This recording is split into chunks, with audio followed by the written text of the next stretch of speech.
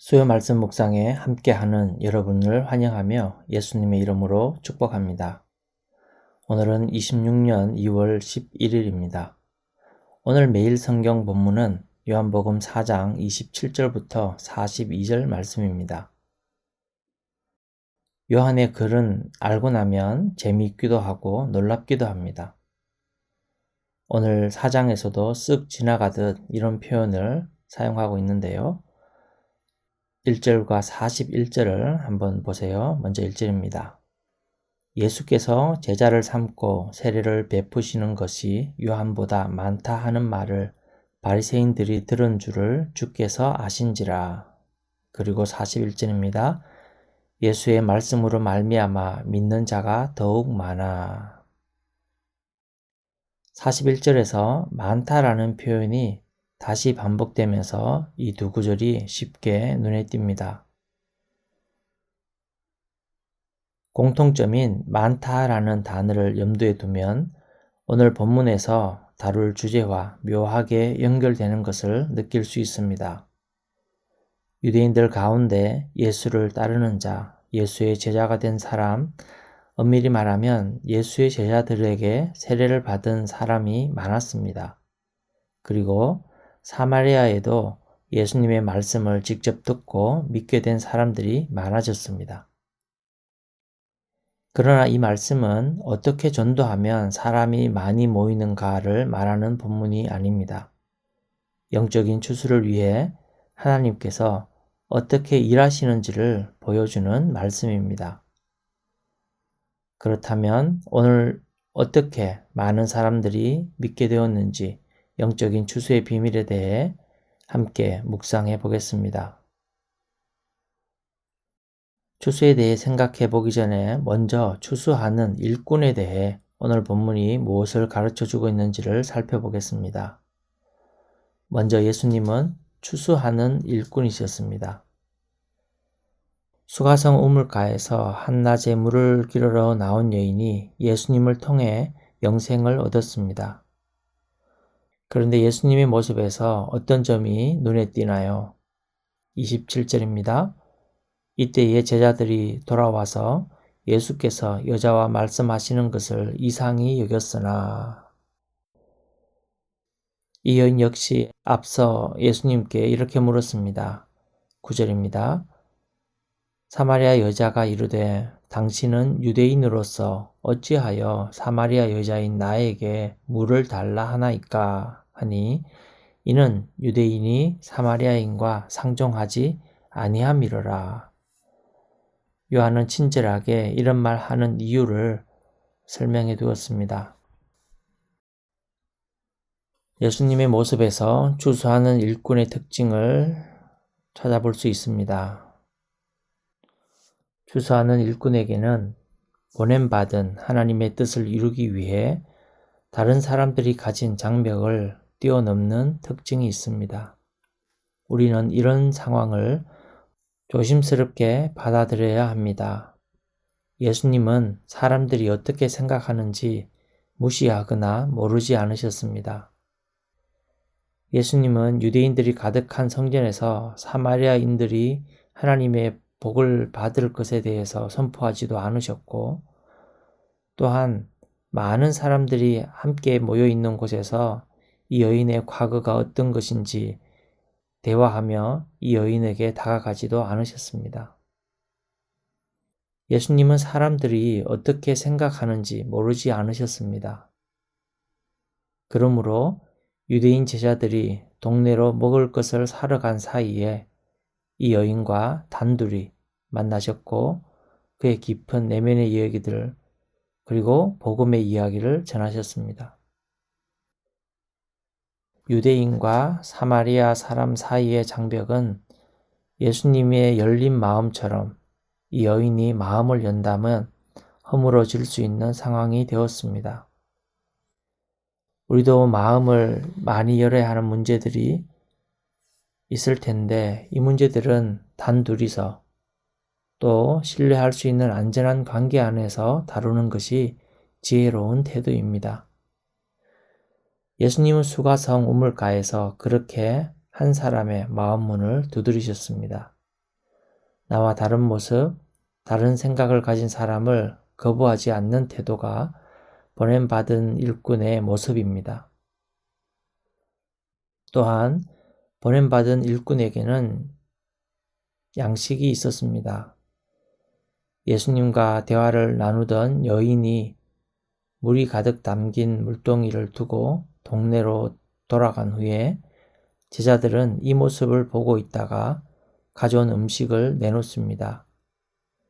랍비여 잡수소서. 그러자 예수님은 이렇게 말씀하십니다. 내게는 너희가 알지 못하는 먹을 양식이 있느니라. 예수님 어서 드십시오 하니까 나 그렇게 배고프지 않아. 나 배불러. 이런 표현을 하고 있는 것입니다. 제자들은 서로 누가 드렸나, 누가 음식을 드렸나 궁금해 했습니다. 예수님께서는 제자들의 궁금증을 풀어주셨습니다. 나의 양식은 나를 보내신 이의 뜻을 행하며 그의 일을 온전히 이루는 이것이니라. 추수하는 일꾼이 배가 고파서 죽는다면 어불성설이겠지요. 추수의 현장에서는 배부르고 넉넉한 것이 당연한 것입니다. 물론 열심히 일하느라 배고플 수는 있겠지만 좋은 열매를 가득 품은 일꾼의 마음만큼은 밥 안 먹어도 배부르다라고 할 만한 상태입니다. 사실 예수님께서 이 이야기를 꺼내신 것은 추수의 비밀을 잊지 않기를 바라셨기 때문이라고 저는 생각합니다. 그래서 이어서 조금 설명이 필요한 긴 말씀을 하셨습니다. 요점은 이것입니다. 너희가 바로 추수하는 사람들이다. 이 비밀을 몸소 익혀두어라 라는 것입니다. 첫째, 추수할 때가 언제인가 생각해 보겠습니다. 제자들의 머릿속에는 넉 달 후면 추수 때가 됩니다 라는 일상적인 대답이 먼저 떠올랐을 것입니다. 그러나 예수님은 말씀하십니다. 아니다. 벌써 추수 때가 무르익었다. 저기 휘어진 밭을 보아라. 35절입니다. 너희는 넉 달이 지나야 추수할 때가 이르겠다 하지 아니하느냐. 그러나 나는 너희에게 이르노니 너희 눈을 들어 밭을 보라. 휘어져 추수하게 되었도다. 이 말씀을 들은 제자들의 눈에는 무엇이 보였을까요? 아마도 동네에서 예수님께로 나오고 있는 수많은 사마리아 사람들이었을 것입니다. 그 사람들이 바로 예수님이 말씀하신 휘어져 추수하게 된 밭이었습니다. 만약 여러분이 사마리아 사람들이 걸어 나오는 모습이 아니라 달려오는 것처럼 느껴지셨다면 저는 정말 칭찬해 드리고 싶습니다. 이렇게 상상력을 동원해 성경을 읽으면 말씀을 더 깊이 이해하고 오래 기억할 수 있습니다. 사람들이 점점 가까이 오는 동안 예수님은 제자들에게 추수의 비밀을 하나 더 말씀하십니다. 추수에는 심는 자와 거두는 자가 함께 즐거워하지만 같은 사람이 아닐 수 있다라는 점입니다. 38절입니다. 내가 너희로 노력하지 아니한 것을 거두러 보내었노니 다른 사람들은 노력하였고 너희는 그들이 노력한 것에 참여하였느니라. 제자들이 예수님의 이름으로 많은 사람에게 세례를 베풀었지만 그 이전에 세례 요한과 다른 이들이 하나님의 말씀을 심어놓은 수고가 있었다는 점을 기억하라는 것입니다. 아마도 심는 일이 더 힘든 일이었을 것입니다. 실제 농사도 심고 가꾸는 일이 훨씬 더 어렵지요. 영적인 심음은 더욱 힘이 드는 것 같습니다. 전도할 때 바로 믿겠습니다 하고 예수님을 영접하면 얼마나 좋겠습니까? 그러나 대부분은 아주 조심조심하며 조금씩 전해야 하고 때로는 몇 달, 몇 년이 걸리는 수고를 감당해야 합니다. 오늘 본문을 읽으며 우리는 한 사람만 전도했는데 동네가 다 나왔네 하고 단순하게 생각하지 않았으면 좋겠습니다. 이 드라마틱한 추수의 장면 뒤에는 보이지 않는 수많은 심음의 시간이 있었음을 기억해야 합니다. 사실 우리는 그것을 잘 보지 못합니다. 제자들 역시 볼 수 없었기 때문에 예수님은 그 보이지 않는 수고에 대해서 말씀하고 계신 것입니다. 그것이 바로 우리가 기억해야 할 추수에 관한 공공연한 비밀입니다. 내가 전에서 전도했다고 그 순간만 기억해서는 안 됩니다. 내가 복음을 들었을 때도 마찬가지입니다. 그 이전에 수많은 일들이 지나갔음을 우리는 잊지 말아야 할 것입니다. 예수님은 앞으로 일어날 일을 이미 알고 계셨습니다. 사마리아 사람들이 예수님께 나아와 묻고 말씀을 듣고 결국은 이틀을 더 머물러 달라고 요청할 것을 알고 계셨습니다.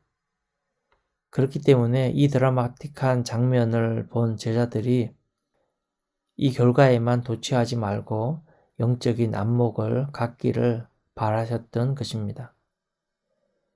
그러므로 우리는 심는 때이든 거두는 때이든 우리 각자의 부르심이 다 다를 수 있음을 기억해야 합니다. 중요한 것은 우리 모두가 하나님의 추수에 참여하고 있다는 사실입니다. 아직 추수의 기쁨을 맛보지 못한 시기라면 사람의 마음을 움직이시고 열매를 잇게 하시는 분이 하나님이심을 기억하시기 바랍니다. 때가 되면 반드시 추수의 즐거움이 있을 것입니다. 그 기쁨을 마음에 품게 되면 우리도 예수님처럼 고백하게 될 것입니다. 나에게는 먹을 양식이 따로 있다. 우리는 그 양식을 먹으며 그 기쁨을 내다보기에 오늘의 수고와 헌신을 감당할 수 있는 것입니다. 영적인 추수는 우리에게 주신 하나님의 말씀, 영적인 양식으로 이루어가는 것입니다. 나에게는 먹을 양식이 따로 있다.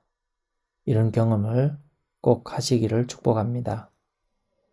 반드시 내가 아니어도 나의 가족이나 내가 속한 공동체를 통해 함께 심고 함께 거두는 영적인 추수의 비밀을 경험하게 되는 올해 되면 좋겠습니다. 이를 위해 함께 기도하는 시간을 잠시 가져보시기 바랍니다. 이제 오늘 묵상을 마무리하겠습니다. 예수님의 추수의 비밀에 대한 가르침 이후 많은 사마리아 사람들이 예수를 믿게 되었습니다. 처음에는 여인의 증언으로 시작된 믿음이었지만 예수님의 말씀을 직접 듣고 난 후에는 이렇게 고백합니다. 41절, 42절입니다. 예수의 말씀으로 말미암아 믿는 자가 더욱 많아 그 여자에게 말하되 이제 우리가 믿는 것은 내 말로 인함이 아니니 이는 우리가 친히 듣고 그가 참으로 세상의 구주신 줄 알미라. 아멘. 아마도 이 여인의 마음에는 오래전부터 하나님을 향한 갈망이 있었을 것입니다. 예배에 대한 고민, 하나님의 선물을 사모하는 마음, 메시아를 기다리는 마음이 있었을 것입니다. 그러나 유대인과 사마리아인 사이에 장벽이 있어서 유대인들이 가지고 발견했던 복음의 여러 이야기들을 더 많이 접하지는 못했을 것입니다. 유대인과 사마리아인 사이의 장벽은 예수님을 더 빨리 만나지 못하게 막는 장벽이 되었습니다. 세례 요한의 이야기와 예수님의 소문은 사마리아까지 다다르지 못했기 때문입니다. 그럼에도 불구하고 이 여인의 삶과 시간을 모두 아시는 예수님께서 그 한 사람을 찾아오시는 것을 막을 수 없었습니다. 이틀 동안 예수님을 특별 강사로 초청해서 하나님 말씀을 들었던 사마리아 사람들처럼 우리도 날마다 말씀을 묵상함으로 참된 구주를 더 깊이 알아가기를 소망합니다. 그 하나님의 나라에 대해서 하나씩 하나씩 알아갈 때마다 우리는 새로운 힘과 새로운 은혜를 발견하게 될 것입니다. 오늘 본문을 다시 한번 읽으며 마음에 남는 여러분의 한두 문장을 붙들어 보시기 바랍니다. 그리고 내 인생 가운데 추수의 기쁨을 맛보았던 순간, 처음 믿을 때의 상황을 한번 떠올려 보시는 것도 좋겠습니다. 참으로 세상의 구주이신 예수님을 전하고 싶은 사람 있다면 그 이름을 떠올리며 어떤 말씀을 어떻게 나눌지 지혜를 구하고 부지런히 심을 기회를 붙잡도록 기도하면 좋겠습니다. 이름을 자주 보이는 곳에 기록해 두는 것도 좋은 것 같아요. 오늘 묵상을 마치겠습니다. 주일에 뵙겠습니다. 건강하세요. 샬롬.